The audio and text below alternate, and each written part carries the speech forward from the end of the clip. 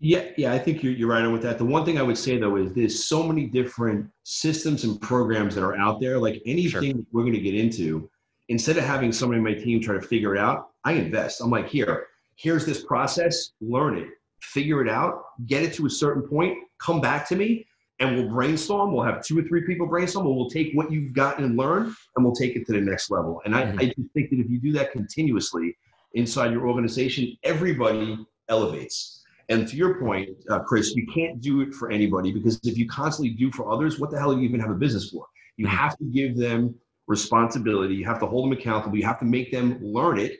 And then you have to make them implement and fuck up. Like Joey fucked up. He did a couple things wrong. And I'm like, I would do, why did you do it this way? And he told me his thought process. And I said, think about what you're doing. What's the objective? And as he thought about it, talking with me, I saw the light bulb go off in his head and he learned. And it's at that moment, he just grew. He just elevated himself to the next level. Instead of me telling him what he did wrong, I made him think through it and he figured it out. And that's how you grow your people.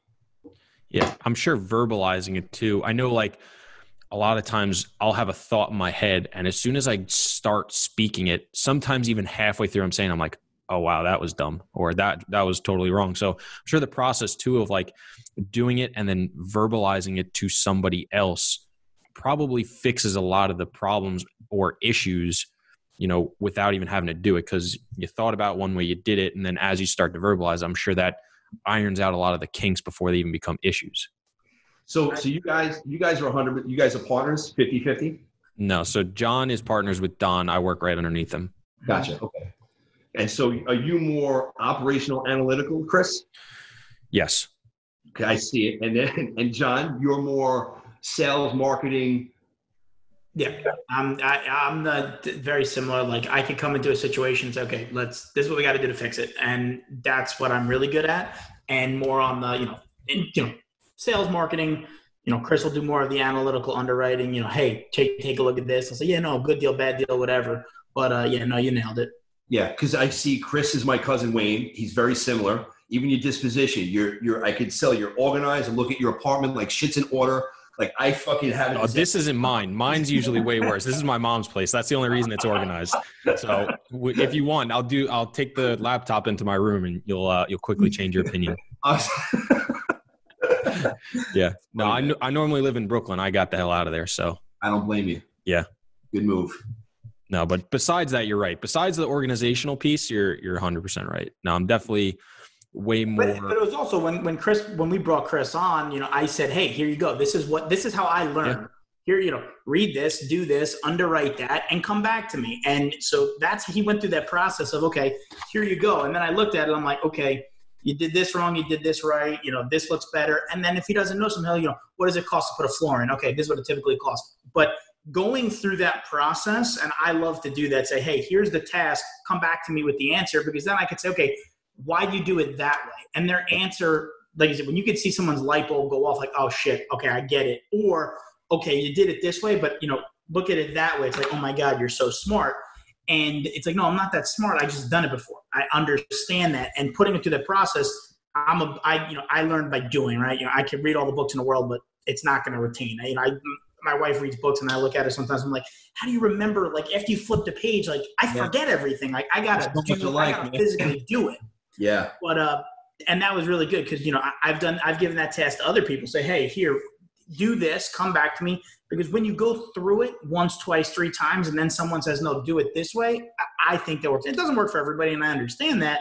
But that's been as Chris mentioned, it was really helpful to learn by doing, because then when you come through the other end of that, you can put it together and you grow. As Billy said, you elevate yourself. So you're like, okay, I've been through that situation before. If it happens again, I know what to do.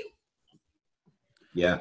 So because it was interesting, you brought up something I was going to ask of, it doesn't always work for people. Have you ever, Billy, come into that experience of where you try to implement with somebody and they're just very uncomfortable, or that's just not really how they learn and you've had to change it? Or do you feel those people are getting weeded out through your hiring process, that you are getting the people that are like-minded, similar, and do thrive in that kind of environment of learning? Yeah, I think to the second point. So right now, the team we have, I have an A team. You know, I have 9 people on staff. It's small, and every single one of them across the board, I'm looking at them and I'm like, luckily we're in a financial position that we can withstand this for the next 14 to 16 months. But, you know, we had to look at the whole business and say, if this thing got real bad, and we made major cuts, we took $72,000 a month of overhead off the top, like we're lean right now. But there's not one person that I could look at on that team that I could say, that's a weak link. And, you know, if we have to cut back, those 2 people are going. To your point, the company right now, it's solid. We have good people on. My personality style, the one flaw I have is because for some reason, and maybe John, you're like this, but I'm able to see things and get things done. And if I get frustrated, and it's something I've been working on my whole life. This is like the transparency. I get frustrated to where if I have to go over something 2 and 3 times, and if they say they understand it and then they fuck it up again, like after the 3rd time, something snaps in the back of my head. I'm like, what the fuck don't you get? Don't tell me and yes me to death. Like, this is meant for us to get through it. I don't like and I don't appreciate because you're wasting my time. You understand, and then you go and you fuck the thing up. Like, just tell me you don't know it and we'll be able to work through it. But I can't help you if you don't help me. So that whole piece right there, I'm 50 years old and I'm still working on it, brother. But you got to lead people the right way. You got to lead them by example. But I have that 3 strikes and then I kind of explode type of mentality. Yeah, no, former baseball player. So 3 strikes, it frustrates me. And Chris could attest this. Prior to being in real estate, I was a financial advisor. So I was a stockbroker. So I had like 0 patience and like just complete asshole personality. Yeah. I've learned to, I get it that not everybody's going to understand it that quickly. But what does frustrate me, and I vent about it all the time, is just tell me I'm here for you. But like, don't let me do this and it's going to work. I'm telling you. But if you don't do it, I can't help you. If you're going to go your path and you're going to bang your head against the wall, I let people weed themselves out. I'm not paying them though, so it's a little different. So I say, fine, if you want to spend 8 months trying to figure it out on your own, go for it. But I get frustrated, but I don't want to say I don't understand. I just ask the questions and do what you're told. I'm more of you have it 2 ears, 1 mouth, so listen more than you talk. Like, listen to me. I've done it a couple times. Don't think you're smarter. Now, I'm not saying I'm the smartest, but if you're coming here to work for me or help me or implement something I'm giving you, you should probably listen, because I'm not putting someone in a position that I've never been in. And that's the part that frustrates me, is when people say, well, you're not doing it now, so, blah, blah, blah, blah, blah. But I think, I can relate to that significantly. I'm open though. Like, I love guys and girls on my team. If they bring up an idea that they think it could increase the efficiency, save us money, do something better, like analyze something different. I am not the dictator, and I'm sure you're not either. Like, I'm open for open, honest feedback to take the company to the next level. So if anybody has an idea, bring it in. But I just get frustrated with people when they yes me to death and then they don't actually do the job. But I've learned also that when people fuck up and they made mistakes, my bookkeeper, who's with me now for years, she made a major mistake like 4 years ago, but like $125,000 mistake.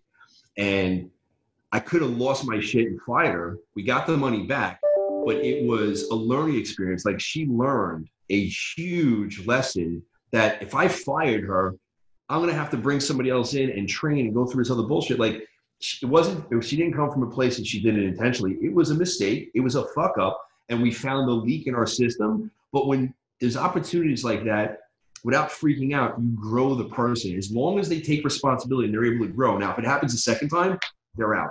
But I'm not a first-time strike. The guy made a mistake, or the girl made a mistake. Even if it's a big mistake, if it was a system process or hole in our process, it's our fault, not her fault. No, I think that's important as any leader to take blame for, if there's a mistake and they understand it, if someone's doing something malicious, fuck you. But if it was a willing mistake and you could work with that person and fix it, they're probably going to be a better person. They probably won't make that mistake again. And if they do, yes, tough shit. That's super important, I think.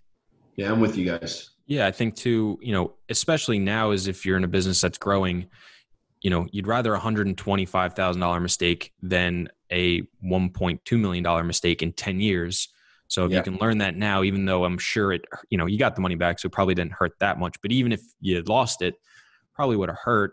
But like you said, good chance they don't make that mistake again. People don't tend to forget, significant financial mistakes when it directly impacts them or the business they work for. So probably plug that hole up nice and good for the next, 10, 20, 30 years, or as long as they're there. So, that might be the type of thing you take on the chin and say, hey, it's going to play out over the long term where it's not worse in the future. So no, I think that's a great way to approach it.